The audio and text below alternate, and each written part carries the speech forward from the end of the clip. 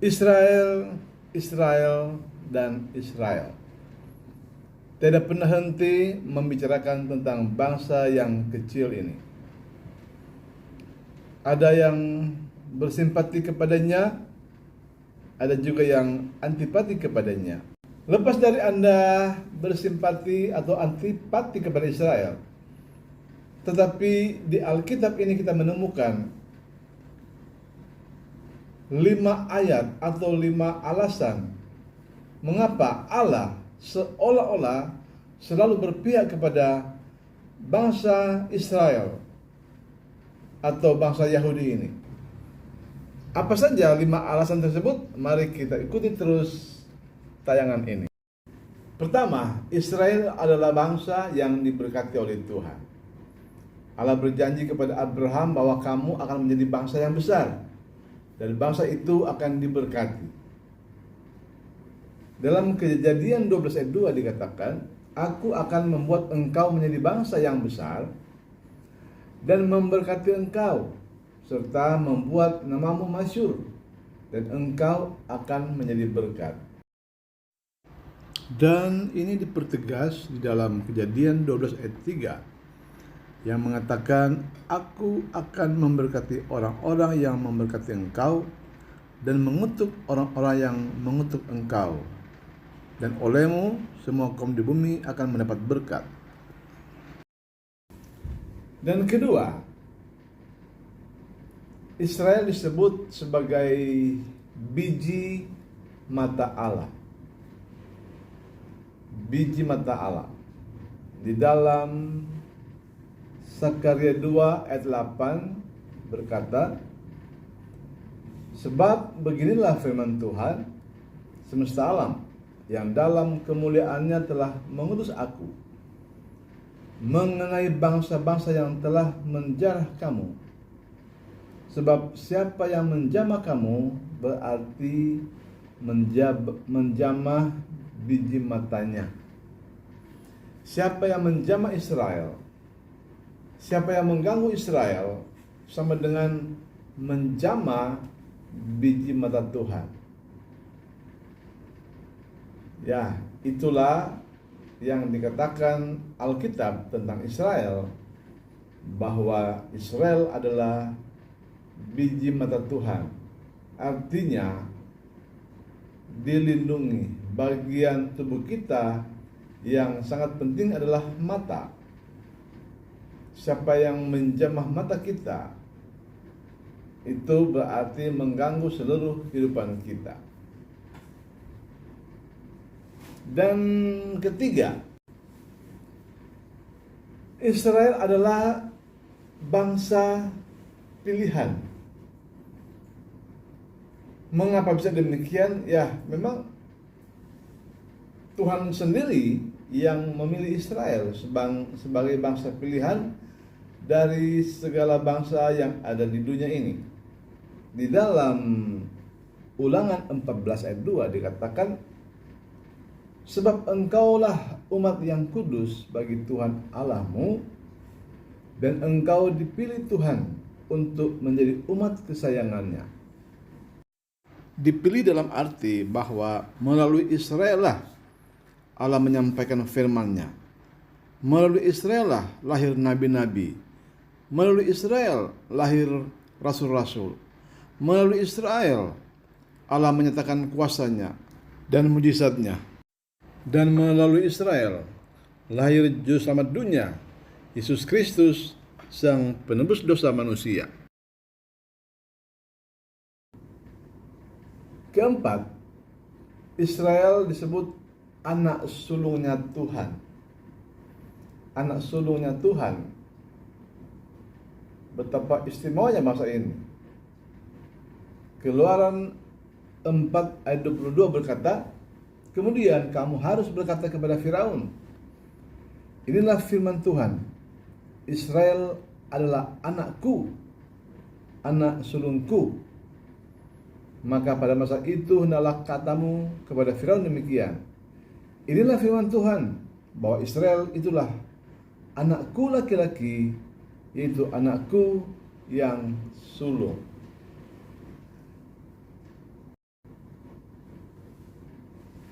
Tidak pernah Tuhan berkata begini kepada bangsa manapun di seluruh dunia, bahwa itu Israel adalah anakku. Bagaimana Tuhan tidak membela anaknya sendiri? Itu bagian keempat. Dan kelima atau yang terakhir, Israel merupakan satu-satunya nama bangsa di dunia ini yang tertulis di surga. Dalam Wahyu 21 dijelaskan di sana bahwa surga itu berbentuk 4 persegi. Utara, timur, selatan, barat. Dan di sebelah utara itu ada 3 pintu gerbang. Timur 3 pintu gerbang, selatan 3 pintu gerbang, dan barat 3 pintu gerbang. Jadi surga itu ada 12 pintu gerbang. Dan setiap pintu gerbang ini tertulis nama-nama suku Israel. Ada 12 suku Israel, dan setiap pintu gerbang tertulis nama suku Israel. Apakah nama suku Israel? Itu adalah dari Ruben mulai. Ruben, Simeon, Lewi, Yehuda, dan Naftali, Gad, Asher, Isakar, Sebulon, Yusuf, dan Benyamin. Jadi surga itu memiliki 12 pintu gerbang, dan setiap pintu gerbang itu bertuliskan nama suku Israel. Bukan suku di manapun di dunia ini, tetapi nama-nama suku Israel. Kalau saudara ingin ke surga, saudara akan melewati pintu gerbang yang ada tulisan suku Israel di atasnya. Tidak ada pintu alternatif, tidak ada pintu ke-13. Di dalam Wahyu 21 ayat 13 dan 14 dikatakan demikian. Di sebelah timur terdapat 3 pintu gerbang, dan sebelah utara 3 pintu gerbang, sebelah selatan 3 pintu gerbang, dan sebelah barat 3 pintu gerbang. Dan tembok kota itu mempunyai 12 batu dasar, dan di atasnya tertulis ke-12 nama ke-12 rasul anak domba itu. Wah, luar biasa. Bukan hanya pintu gerbang ada 12 nama suku Israel, tapi ternyata tembok kota itu mempunyai 12 batu dasar atau batu permata yang bernama jasper, sapphire, kalsedone, emerald, sardonyx, sardius, krisolit, beril, topaz, krisopras, jasin, dan amethyst. Di atasnya tertulis ke-12 nama ke-12 rasul anak domba. Bukan rasul yang lain, tapi hanya 12 rasulnya Yesus Kristus. Ayatnya yang ke-12 dari Wahyu 21 dikatakan begini. Dan temboknya besar lagi tinggi, dan pintu gerbangnya 12 buah. Dan di atas pintu gerbang itu ada 12 malaikat.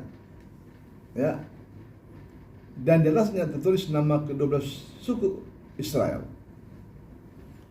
Jadi setiap pintu itu pun ada malaikat ternyata yang menjaga.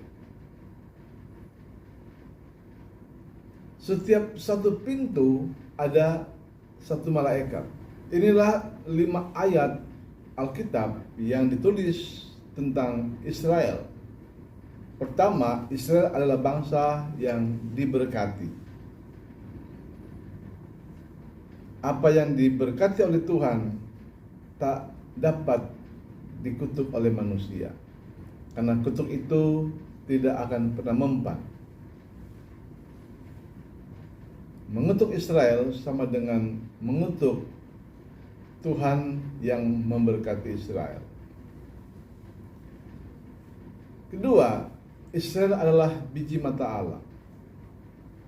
Siapa yang berani menyentuh Israel, dia menyentuh biji mata Allah.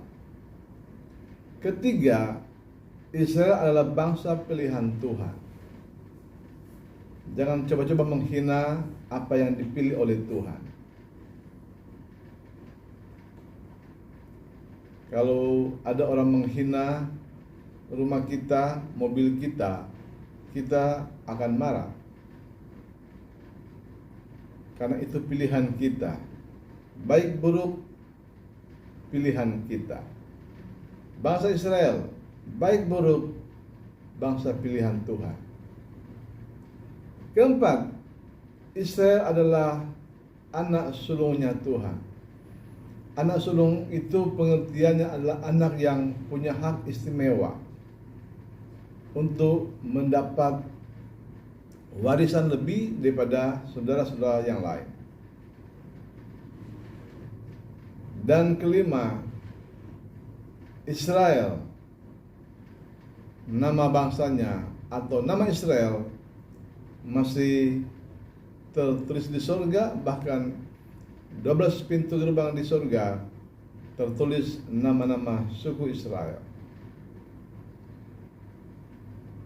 Kalau Anda ke surga, mau tidak mau akan melewati pintu gerbang ini. Terserah mau lewat pintu mana, yang pasti tidak ada pintu darurat, tidak ada pintu ke-13, dan tidak ada pintu alternatif. Tapi jangan terlalu pusing Anda mau ke surga lewat pintu sebelah mana. Yang penting Anda datang kepada Yesus. Karena Yesus berkata, "Akulah jalan dan kebenaran dan hidup. Tidak ada seorang pun yang sampai kepada Bapa kalau tidak melalui Aku." Yohanes 14 ayat 6. Tuhan memberkati.